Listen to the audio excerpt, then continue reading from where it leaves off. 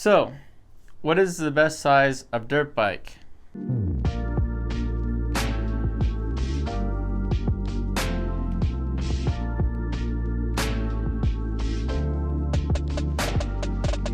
Welcome to the first ride, a course that I've carefully put together that will take you from not knowing anything about dirt bikes to knowing everything you'll need to know and getting to that very first ride. As I'm sure you've noticed, there are a lot of different dirt bike sizes out there, and I want to make sure that you have the best one. So let's start by going over the different sizes.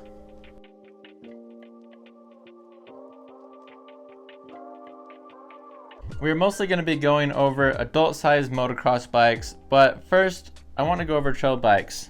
A trail bike is just a lower performance, less powerful, smaller dirt bike. They can be really good for kids or people who just plan on cruising around mellow trails, or even just someone who's experimenting with the idea of getting a dirt bike. But if you plan on hitting jumps or doing just more serious style riding, then you might as well upgrade to a motocross bike.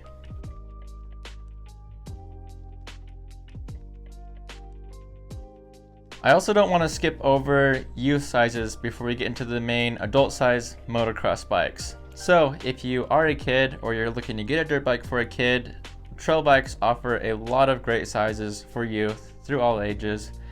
And if you plan on doing more serious style of riding, like jumps, just needing a more powerful bike, then there are also motocross bikes that are made for kids.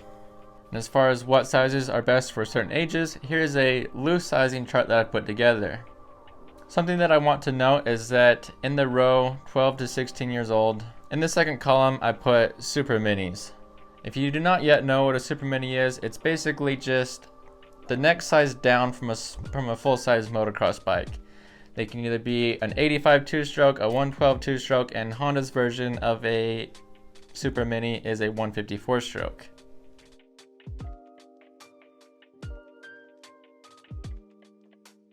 So now we've made it into the full-size motocross bikes, and we'll start with two-strokes. So the two main sizes of two-strokes is a 125 two-stroke and a 250 two-stroke. And then there's also a 300 two-stroke that at the moment is just an off-road size model. And then sometimes you'll get the off sizes, like for a while KTM made a 200 two-stroke. They currently make a 150 two-stroke. And back in the 90s, Honda and Kawasaki made a 500 two-stroke. Another thing about two-strokes that you've probably noticed if you've been in the market to buy one is that in 2007, Honda, Suzuki, and Kawasaki quit making full-size two-strokes.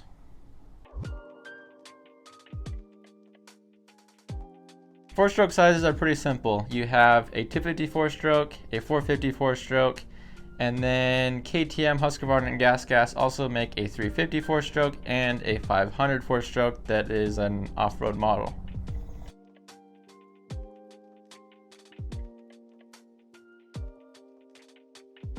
So now that we've gone over all the different dirt bike sizes, we'll start with the one that you do not want to buy, and that is a 450.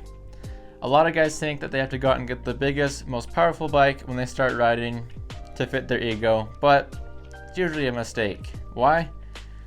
Because a 450 is very heavy, awkward, and the power is pretty much unusable.